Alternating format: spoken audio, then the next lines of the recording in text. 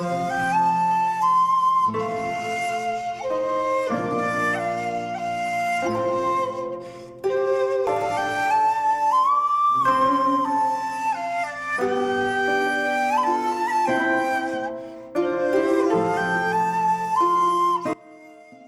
பகவானே, என் நாடு பஞ்சத்தாலும் வறட்சியாலும் பாலைவனமாகிக் கொண்டிருக்கிறது.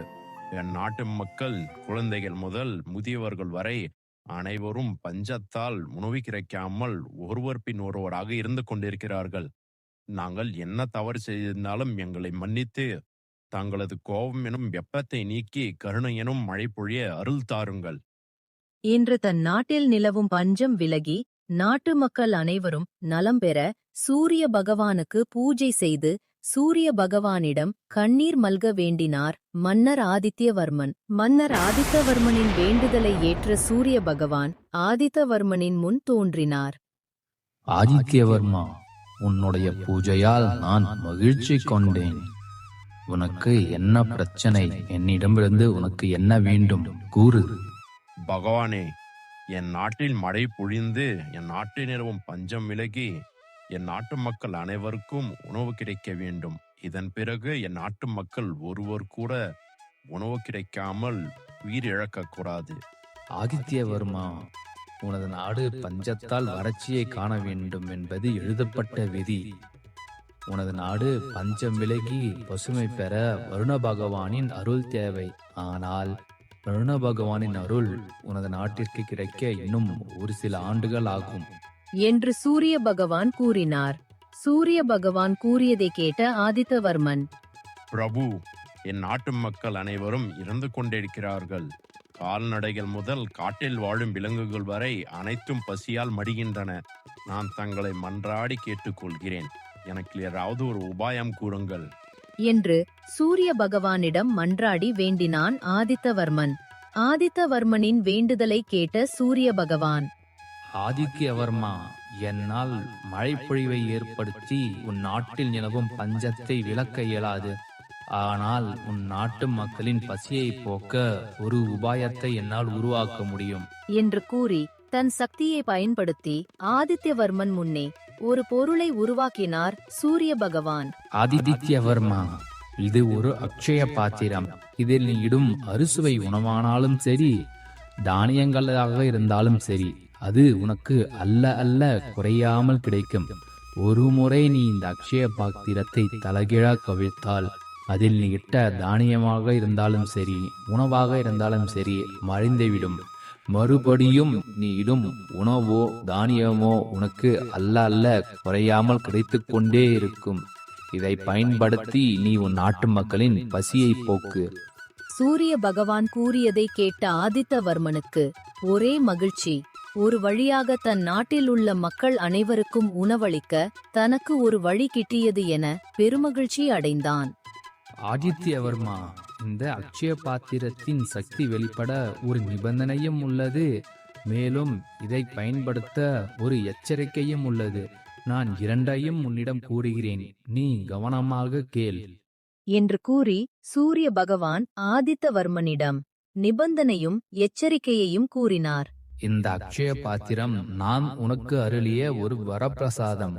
அதனால் நான் காலை கிழக்கில் தோன்றி மாலை மேற்கில் மறையும் வரை மட்டுமே இந்த அக்ஷய பாத்திரம் சக்தி பெற்றதாக இருக்கும். நான் மறைந்த பிறகு இந்த அக்ஷய பாத்திரம் அதன் சக்தியை இழந்து சாதாரணமாகிவிடும். மேலும் இந்த அக்ஷய பாத்திரம் உன் நாட்டின் எல்லைக்குள் இருக்கும் வரை கால்நடைகளுக்கும் காட்டு விலங்குகளுக்கும் தேவைப்படும் புல் பூண்டு அனைத்தும் மழை பொழிவே இல்லாமல் தானாக வளரும். சூரிய பகவான் கூறியதை கேட்ட ஆதித்தவர்மன், மகாபிரபு, தங்களது கருணையே கருணை. இந்த அடியவனின் வேண்டுதலை ஏற்று இந்த அடியவனுக்கு வரம் அளித்ததற்கு தங்களுக்கு கொடான கொடி நன்றிகள். இந்த அடியவனின் உயிருள்ள வரை இந்த அடியவனின் சிரம் தங்களது பாதங்களை தாழ் பணிந்து கொண்டே இருக்கும். ஆதித்யவர்மா, நான் கூறும் எச்சரிக்கையும் நினைவில் கொள்.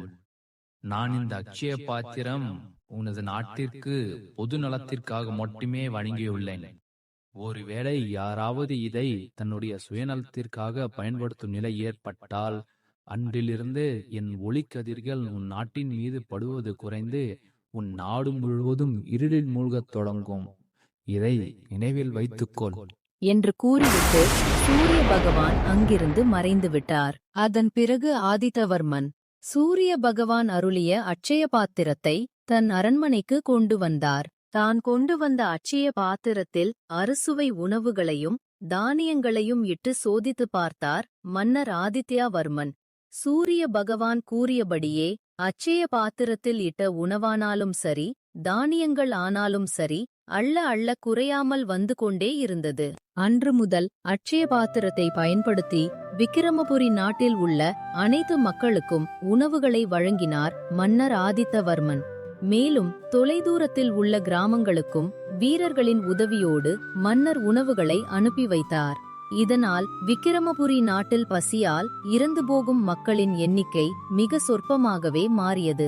அட்சய பாத்திரத்தின் மகிமையால் விக்கிரமபுரி நாட்டின் எல்லைக்குட்பட்ட காட்டு பகுதிகளிலும் வயல்வெளிகளிலும் மழை பொழிவே இல்லாவிட்டாலும் கால்நடைகளுக்கும் காட்டு விலங்குகளுக்கும் தேவைப்படும் அளவிற்கு புல் பூண்டுகளும் பயிர்களும் வளரத் தொடங்கின. இப்படியே ஒரு சில ஆண்டுகள் சென்றது. அதன் பிறகு வருண பகவானின் அருள் விக்கிரமபுரி நாட்டிற்கு கிடைத்தது. இதனால் மழைப்பொழிவு ஏற்பட்டு நாடு முழுவதும் பசுமை பெற ஆரம்பித்தது. பஞ்சமும் வறட்சியும் விக்கிரமபுரி நாட்டை விட்டு ஓடியே விட்டது. பஞ்சம் நாட்டை விட்டு விலகியதால் அட்சய பாத்திரத்தின் பயன்பாடு விக்கிரமபுரி நாட்டிற்கு இல்லாமல் போய்விட்டது. இதனால் மன்னர் ஆதித்யவர்மன் அட்சய பாத்திரத்தை ஒரு அறையில் பத்திரமாக வைத்துவிட்டார். அதன் பிறகு காலங்கள் உருண்டு ஓடின. மன்னர் ஆதித்யவர்மனும் மரணத்தை தழுவினார். விக்கிரமபுரி நாட்டில் அட்சய பாத்திரத்தை பயன்படுத்திய கடைசி மன்னர் ஆதித்யவர்மன் மட்டுமே. ஆதித்யவர்மனின் வம்சாவழியில் வந்தத அடுத்தடுத்த மன்னர்களுக்கு அக்ஷயா பாத்திரத்தின் பயன்பாடு பற்றிய விவரங்கள் தெரியாமல் போனது. ஆதித்யவர்மனின் 5வது தலைமுறையில் மன்னராக பொறுப்பேற்ற ஜெயச்சந்திரவர்மனின் ஆட்சி காலத்தில் அட்சய பாத்திரம் அரண்மனையில் பாதுகாக்கப்பட வேண்டிய ஒரு பொருளாகவும் சுபகாரியங்களில் வைத்து பூஜை செய்ய பயன்படும் ஒரு பொருளாக மட்டுமே இருந்தது. அரசே, தயவு கூர்ந்து என்னை மன்னித்து அருளுங்கள். நம் அரண்மனையில் ஒரு தவறு நிகழ்ந்து விட்டது. மந்திரியாரே, தங்களிடம் ஏன் இவ்வளவு பதற்றம்? என்ன ஆயிற்று? அரசே, நாம் இவ்வளவு நாள் சுப காரியங்களில் வைத்து பூஜை செய்து வந்த சூரிய பகவானின் வரப்பிரசாதமாக கருதப்பட்ட அந்த பூஜை பொருளை இன்று காணவில்லை. என்ன கூறுகிறீர்கள் மந்திரியாரே? ஏன் நம் அரண்மனையில் பாதுகாப்பு அவ்வளவு மோசமாக உள்ளது?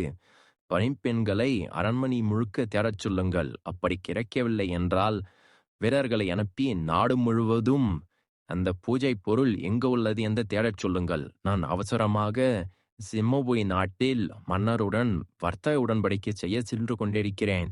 நான் வருவதற்கு 2-3 நாட்கள் ஆகும். அதற்குள் அதை தேடி எப்படியாவது பாதுகாப்பாக மீட்டு கொண்டு வருவது உங்களுடைய பொறுப்பு. மன்னர் சென்ற பிறகு மந்திரி மதிவாணன் வீரர்களை அழைத்து நாடு முழுவதும் அட்சய பாத்திரத்தை தேடச் சொல்லி ஆணையிட்டார். வீரர்கள் நாடு முழுவதும் தேடினர். ஆனால் எங்கும் அட்சய பாத்திரம் கிடைக்கவில்லை. 3 நாட்கள் கழித்து மன்னர் ஜெயச்சந்திரவர்மன் நாடு திரும்பினார். மந்திரியாரே, என்ன விந்தை இது? நண்பகலிலும் நம் நாடு இருளின் மூழ்கியுள்ளது. சூரிய பகவானின் ஒளி கதிர்கள் நம் நாட்டின் எல்லைக்குள் இங்கும் தென்படவில்லை. நம் நாட்டின் எல்லையை தாண்டினால் சூரிய பகவானின் ஒளி கதிர்கள் பிரகாசமாக உள்ளது. என்ன இது? ஏதேனும் கெட்ட நிகழ்விற்கான அறிகுறியா? அரசே, சூரிய பகவானின் வரப்பிரசாதம் தொலைந்த மறுநாள் முதலேயே இந்நிகழ்வு நடைபெறுகிறது. நானும் நம் நாட்டில் 8 திசைகளிலும் சென்று பார்த்துவிட்டேன். நம் நாட்டின் எல்லைக்குட்பட்ட பகுதிகளில் மட்டுமே சூரிய பகவான் தனது ஒளிக்கதிர்களை வீச மறுக்கிறார். இது ஏதோ கெட்ட செயலுக்கான அறிகுறியாக தோன்றுகிறது. நாம் உடனடியாக நமது காடில் வாழும் வனச்சந்திர முனிவரை சந்தித்து இதற்கு ஒரு உபாயம் தேடியே ஆக வேண்டும். இல்லையென்றால் ஏதாவது பெரிய அசம்பாவிதம் நடக்க வாய்ப்புள்ளது. மந்திரியாரின் அறிவுரை ஏற்ற ஜெயச்சந்திரவர்மன் மந்திரியாரை அழைத்து கொண்டு வனத்தில் வாழும் பனச்சந்திரன் முனிவரை சந்திக்கச் சென்றான். அது ஒன்றும் வெறும் பூஜை பொருள் அல்ல. அது சூரிய பகவான் தங்கள் முன்னோர்களுக்கு அருளிய அட்சய பாத்திரமாகும். அதை பாதுகாக்க தவறியே நீ ஒரு மூடனாவாய் ஜெயச்சந்திரவர்மா. அக்ஷய பாத்திரத்தை தற்போது யாரோ தங்களது சுயநலத்திற்காக பயன்படுத்துகிறார்கள். அதனாலேயே சூரிய பகவான் கோபம் கொண்டு தங்கள் நாட்டை இருளில் மூழ்கச் செய்துள்ளார். நீ விரைவாக அக்ஷய பாத்திரத்தை மீட்டு கொண்டு வந்து உன் நாட்டில் பாதுகாப்பாக வைக்காவிடில் உன் நாடு காலம் முழுவதும் இருளில் சிக்கி தவிக்க வேண்டியதுதான். சுவாமி, அட்சய பாத்திரத்தின் மகிமை அறியாத மூடன் நான் அறியாமல் செய்த தவறை மன்னித்து தற்போது அக்ஷய பாத்திரம் எங்குள்ளது, அதை எப்படி மீட்டு கொண்டு வருவது என உபாயம் கூறுங்கள். இல்லையெனில் இப்படியே நாடு இருளில் மூழ்கியிருந்தால் பயிர்கள் சரிவர வளராது, கால மாற்றங்களும் சரிவர நடைபெறாது.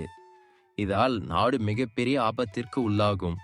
ஜெயச்சந்திரவர்மா, அந்த அக்ஷய பாத்திரம் தற்போது உனது நட்பு நாடான சிம்மபுரி நாட்டில் ஒரு வியாபாரியிடம் உள்ளது. அவன் அக்ஷய பாத்திரத்தை பயன்படுத்தி அவன் வியாபாரத்தில் அவன் பெரும் லாபம் ஈட்டிக் கொண்டிருக்கிறான். சுவாமி, தற்போதே நான் சிம்மபுரி நாட்டிற்கு விரைந்து செல்கிறேன். அங்கு சென்று சிம்மபுரி நாட்டின் மன்னரிடம் அட்சய பாத்திரத்தை பற்றின விவரங்களை கூறி நான் அதை மீட்டு கொண்டு வருகிறேன். மூடனே, சிறிதாவது சிந்தித்து செயல்படு. அந்த அக்ஷய பாத்திரம் சூரிய பகவானின் ஒரு வரப்பிரசாதம். இப்படிப்பட்ட ஒரு அக்ஷய பாத்திரம் தனது நாட்டில் உள்ளது என தெரிந்தால் நண்பனாக கருதப்படும் அந்த மன்னனும் துரோகியாக மாறி அந்த அக்ஷய பாத்திரத்தை தனக்கு சொந்தம் ஆக்க நினைப்பான். இதனால் இரு நாடுக்கும் இடையே போர் மூலம் வாய்ப்பும் உள்ளது. அப்படியானால் சுவாமி, நான் என்ன செய்வது? எப்படி அந்த அக்ஷய பாத்திரத்தை மீட்டு கொண்டு வருவது? அந்த அக்ஷய பாத்திரம் சூரிய பகவான் புதுநலத்திற்காக கொடையாக வழங்கியது. அதை ஒருவன் தனது சுயநலத்திற்காக பயன்படுத்துவது மிகப்பெரிய தவறு. அவனுக்கு ஒரு சிறந்த பாடம் புகட்டியே அந்த அக்ஷய பாத்திரத்தை அவனிடமிருந்து மீட்டு கொண்டு வர வேண்டும். அந்த வேலையை நானே பார்த்து கொள்கிறேன் என்று கூறி வனச்சந்திர முனிவர் தன் கண்களை மூடி மந்திரத்தை உச்சரிக்க ஆரம்பித்தார். அப்பொழுது ஜெயச்சந்திரன் வர்மன் மற்றும் மந்திரியாரின் முன்னே ஒரு பெண் தோன்றினாள். ஜெயச்சந்திரவர்மா, இவள் பெயர் மந்தாகினி. இவள் அந்த வியாபாரிக்கு ஒரு நல்ல பாடம் புகட்டி அக்ஷய பாத்திரத்தை மீட்டு கொண்டு வந்து உன்னிடத்தில் ஒப்படைப்பாள். நீ கவலைப்படாமல் அரண்மனைக்கு செல் என்று கூறி இருவரையும் அரண்மனைக்கு அனுப்பி வைத்தார் வனச்சந்திர முனிவர். அக்ஷய பாத்திரத்தோட மகிமை தெரியாதவனுங்க இந்த விக்ரமபுரி நாட்டுல இருக்கிறவனுங்க. என்னோட மகிமை தெரிஞ்ச ஆள் நான் ஒருத்தவன் மட்டும்தான். இதுல இருந்து எடுத்து பரிமாறுற உணவு அமிர்தத்துக்கு இணையா சுவையா இருக்கு. பெரிய பெரிய ஜமீன்தார்களும் அரசர்களும் அவங்க விருந்தினருக்கு அறுசுவை உணவு தயாரிச்சு கொண்டு வர என்கிட்ட சொன்னாங்க. நானும் அட்சய பாத்திரத்துல உருவான உணவை நானே என் கைப்பட சமைச்சதா அவங்களுக்கு கொண்டு போய் கொடுத்தேன். அந்த உணவை சாப்பிட்டு மெய் மறந்து போன எல்லாரும் தங்கம் ஆயுதம் வைடூரியனை எனக்கு அள்ளி கொடுத்து அணைச்சிட்டாங்க. 3-4 நாள்லயே நான் மிகப்பெரிய அளவுல வருவாய் ஈட்டிட்டேன். இப்படியே போனா ஒரு சில மாதத்திலேயே நான் நம்ம நாட்டோட அரசரோடையே மிகப்பெரிய செல்வந்தனா மாறிடுவேன். நான் என்ன நினைக்கிறேன்னா, நான் என்னோட மற்ற வியாபாரத்தெல்லாம் விட்டுட்டு இதையே என்னோட முழு நேர வேலையா வச்சுக்கலான்னு பாக்குறேன் என்று தன் எதிர்காலத்தை பற்றி கனவு கண்டு கொண்டிருந்தான் வியாபாரி சிதம்பரம் பிள்ளை. அப்பொழுது அவன் வீட்டிற்கு ஒரு பெண் வந்தாள். நாக்குல எச்சி ஊற அளவுக்கு சமைக்கிற சிதம்பரம் பிள்ளை நீங்க தானா? பொண்ணு அதுவும் அழகா இருக்கே. ஆமா ஆமா, நான் தான். வேற யாரு? அறுசுவை உணவுலாம் எனக்கு கைவந்த கலை. ஐயா, என் பேரு மந்தாகினி. நான் ஒரு பெரிய ஜமீன் வீட்டு பொண்ணு. எங்க வீட்ல நடக்கிற விசேஷத்துக்கு அறுசுவை உணவு வேணும். எவ்வளோ செலவானாலும் பரவாயில்ல, சிறந்த முறையில அறுசுவை உணவு சமைச்சு உங்களால கொடுக்க முடியுமா? அறுசுவை உணவுலாம் எனக்கு கைவந்த கலை. உங்களுக்கு என்ன வேணும், அது எப்ப வேணும்னு மட்டும் சொல்லுங்க. நான் விசேஷத்தன்னைக்கு மொத்தமா சமைச்சு கொண்டு வந்து ஒப்படைச்சிடுறேன். ஐயா, அதுக்கு முன்னாடி நீங்க எப்படியும் அறுசுவை உணவு கொஞ்சம் சமைச்சு உங்க வீட்டுல வச்சிருப்பீங்க. அதை கொடுத்தீங்கன்னா நான் சாப்பிட்டு சுவை பார்த்துட்டு என்னென்ன வேணும்னு உங்ககிட்ட சொல்லிட்டு முன்படத்தையும் கொடுத்துட்டு நான் இங்க இருந்து கிளம்பிடுவேன். கொஞ்சம் என்னங்க கொஞ்சம், அவங்கள மாதிரி அழகான பொண்ணுக்கு நான் முழு விருந்தே வைக்கிறேன். நீங்க உட்காந்து முழுமையா சாப்பிட்டுட்டு அதுக்கப்புறமா எனக்கு முன்பணம் கொடுத்தா போதும். ஐயா, அதெல்லாம் வேணாம். நான் சாப்பிட ஆரம்பிச்சேன்னா அவ்வளோ சீக்கிரத்துல நிறுத்த மாட்டேன். ரொம்ப நேரம் சாப்பிடுவேன். அவ்வளோ சாப்பிட உங்களால கொடுக்க முடியாது. கொஞ்சமா கொடுங்க. நான் சுவை பார்த்துட்டு முன்பணம் கொடுத்துட்டு அங்கேருந்து கிளம்புறேன். எது என்னால கொடுக்க முடியாதா? இந்த சிதம்பரம் பிள்ளை யாரு நினைச்சீங்க? நீங்க உக்காருங்க. நீங்க போதுன்னு சொல்லி எழுந்து போற வரைக்கும் உங்களுக்கு தேவைப்படுற உணவை நான் கொடுக்கறேன். அப்படி என்னால உங்களுக்கு உணவு கொடுக்க முடியலனா நீங்க முன்பணமே தர தேவையில்ல. மொத்தமும் உங்களுக்கு இலவசமா நான் சமைச்சும் விசேஷத்துக்கு கொடுக்கறேன். சிதம்பரம் பிள்ளை ஐயா, நல்லா யோசிச்சுக்கோங்க. நான் உட்காந்து சாப்பிட ஆரம்பிச்சேனா என் பசி அடங்குற வரைக்கும் சாப்பிடுவேன். நடுவுல நீங்களே சொன்னாலும் நான் எழுந்திருக்க மாட்டேன். நீங்க உக்காருங்க, உட்காந்து சாப்பிடுங்க. ஒரு நாள் முழுவதும் கூட சாப்பிடுங்க. உங்களுக்கு தேவைப்படுற உணவை நான் உங்களுக்கு கொடுக்கறேன். அதான் நீங்க உட்காருங்க. என்று கூறி அந்த பெண்ணை அமரச் செய்து உணவு கொண்டு வரச் சென்றான் சிதம்பரம் பிள்ளை. என்னால உணவு கொடுக்க முடியாதாமே, அக்ஷய பாத்திரமே என்கிட்ட தான் இருக்கு. இன்னும் சூரிய பகவான் மாதிரியே 1 மணி நேரத்துக்கு மேல இருக்கு. அதுக்குள்ள நான் 100 பேருக்கு சாப்பாடு கொடுப்பேன். இந்த ஒரு பெண்ணுக்கு கொடுக்க முடியாத என்னால. உங்களுக்கு என்ன வேணுமோ கூச்சப்படாம எடுத்து சாப்பிடுங்க. நான் இன்னும் ஒரு சில உணவு வகையெல்லாம் உள்ள தயாரிச்சு வச்சிருக்கேன். அதை கொண்டு வந்து உங்களுக்கு கொடுக்கறேன். நீங்க தயக்கம் இல்லாம எல்லாத்தையும் சாப்பிடுங்க. என்று கூறி வேறு சில உணவுகளை எடுத்து வர சென்றான் சிதம்பரம் பிள்ளை. சிறிது நேரத்திற்கு பிறகு சில உணவு வகைகளை எடுத்துக் கொண்டு வந்த பார்த்த சிதம்பரம் பிள்ளைக்கு ஆச்சரியம் காத்துக் கொண்டிருந்தது. ஆ, என்ன 4-5 பேர் சாப்பிட்ற அளவுக்கு உணவு வச்சுட்டு போனோம், இப்ப எதுவுமே காணோம். அதுக்குள்ளேயே மொத்தத்தையும் சாப்பிட்டா? உண்மையாவே சாப்பிட்டாளா இல்லை எதனா பையில கொட்டி வச்சுக்கிட்டாளா? அப்படி கொட்டி வச்சாலும் தெரியுமே. ஐயா, சிதம்பரம் பிள்ளை ஐயா, என்ன பாக்குறீங்க? வைங்க, எனக்கு பசிக்குது இல்ல. போங்க, இன்னும் என்னென்ன இருக்கோ அதெல்லாம் எடுத்துட்டு வாங்க. சிதம்பரம் பிள்ளை எதுவும் பேசாமல் தான் கொண்டு வந்த உணவை வைத்துவிட்டு மறுபடியும் உணவு எடுக்கச் சென்றான். அவன் மறுபடியும் உணவு எடுத்து வந்து பார்க்கும் பொழுது மந்தாகினி அவன் முன்னதாக வைத்துச் சென்ற உணவையும் உண்ட முடித்திருந்தாள். இப்படியே அவன் உணவு வைத்துவிட்டு மறுபடியும் உணவு எடுத்து வரச் செல்வது. அதற்குள் மந்தாகினி அனைத்து உணவையும் உண்டு முடித்து அடுத்து கொண்டு வரும் உணவுக்காக காத்திருப்பது என தொடர்ச்சியாக நடைபெற்றது. இப்படியே மந்தாகினிக்கு உணவு கொண்டு வந்து கொடுத்தே சோர்ந்து போனான் சிதம்பரம் பிள்ளை. ஒரு கட்டத்தில், ஆ, அப்பா, முடியல. உணவு கொண்டு போய் கொடுத்தே நான் சோர்ந்து போயிட்டேன். சூரிய பகவான் வேற மறைஞ்சிட்டாரு. இதுக்கு மேல அக்ஷய பாத்திரத்துல உணவு உண்டாகாது. அந்த பெண்கிட்ட சொல்லிட வேண்டியதான், நீ சுவை பார்த்த வரைக்கும் போதும், முன்பணத்தை கொடுத்துட்டு எப்போ உனக்கு என்ன வேணும்னு சொல்லிட்டு போ, நான் கொண்டு வந்து ஒப்படைக்கிறேன்னு. உணவு தீர்ந்து விட்டது எனவும் இதற்கு மேல் மந்தாகினிக்கு உணவு கொடுக்க முடியாது எனவும் சிதம்பரம் பிள்ளை மந்தாகினியிடம் கூறினான். இதைக் கேட்ட மந்தாகினி, எது? உணவு இல்லையா?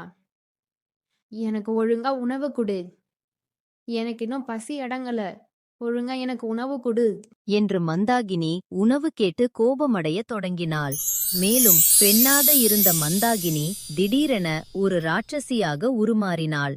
ராட்சசியாக உருமாறி உணவு கொண்டு வந்த தட்டையும் சேர்த்து விழுங்க ஆரம்பித்தாள். ஆஹா, நான் இவ்வளவு நேரம் உணவு கொடுத்தது ஒரு ராட்சசிக்கா? நல்லா மாட்டினா நானு. நீ கொண்டு வந்த அறுசுவை உணவு சாப்பிட்டும் எனக்கு பசி அடங்கல. அந்த அறுசுவை உணவு கொண்டு வந்த தட்டை சாப்பிட்டும் எனக்கு பசி அடங்கல. அநேகமா அந்த அறுசுவை உணவை சமைச்ச ஒன்னை கடிச்சு சாப்பிட்டா எனக்கு பசி அடங்கும்னு நினைக்கிறேன். எது? என்ன சாப்பிடுவியா? அம்மா தாயே, நான் பண்ணது தப்பு தான். என்னோட தப்பை நான் ஒத்துக்கிறேன். இந்த அறுசுவை உணவெல்லாம் நான் சமைச்சதில்லை. அதெல்லாம் சூரிய பகவானோட அட்சய பாத்திரத்துல உருவானது. அதை நான் விக்ரமபுரி நாட்டிலேருந்து திருடிட்டு வந்தேன். தயவு செஞ்சு நீங்க அந்த அட்சய பாத்திரத்தை எடுத்துட்டு போயிடுங்க. நான் அந்த அட்சய பாத்திரத்தை பயன்படுத்தி தவறா சம்பாரிச்ச மொத்த பணத்தையும் ஏழைய மக்களுக்கு நான் தானமா கொடுத்துட்றேன். தயவு செஞ்சு என்ன உயிரோட மட்டும் விட்டுருங்க. என்று கெஞ்சினான் சிதம்பரம் பிள்ளை. சிதம்பரம் பிள்ளை கெஞ்சியதை பார்த்து மனம் இறங்கிய மந்தாகினி மனித உருவத்திற்கு மாறி அட்சய பாத்திரத்தை சிதம்பரம் பிள்ளையிடம் இருந்து பெற்றாள். நீ என்கிட்ட இவ்ளோ கெஞ்சினதுனால உன்னை உயிரோட விட்டுட்டு போறேன். நீ அக்ஷய பாத்திரத்தை பயன்படுத்தி தவறதலா சம்பாரிச்ச மொத்த பணத்தையும் உணவுக்கே கஷ்டப்படுற ஏழை எளிய மக்களுக்கு தினமும் அன்னதானமா கொடுத்து நீ செஞ்ச பாவத்துல இருந்து விடுதலை பெற பாரு. இதுக்கப்புறம் வாழ்க்கையில நீ இந்த மாதிரி ஏதாவது தப்பு பண்ணனா நானே உன்னை நேரடியா வந்து உன் உயிரை எடுத்துட்டு போயிடுவேன். பார்த்து ஜாக்கிரதையா இருந்துக்கோ. என்று சிதம்பரம் பிள்ளையை எச்சரித்துவிட்டு மந்தாகினி அட்சய பாத்திரத்தை எடுத்து வந்து ஜெயச்சந்திரவர்மனிடம் ஒப்படைத்தாள். ஜெயச்சந்திரவர்மன் அட்சய பாத்திரத்தை மறுபடியும் பாதுகாப்பாக வைத்துவிட்டான். அட்சய பாத்திரம் பாதுகாப்பாக விக்ரமபுரி நாட்டிற்குள் வந்ததால் விக்ரமபுரி நாட்டில் இருள் விலகி விக்ரமபுரி நாடு முழுவதும் மறுபடியும் சூரிய பகவானின் ஒளி கதிர்கள் பரவத் தொடங்கியது.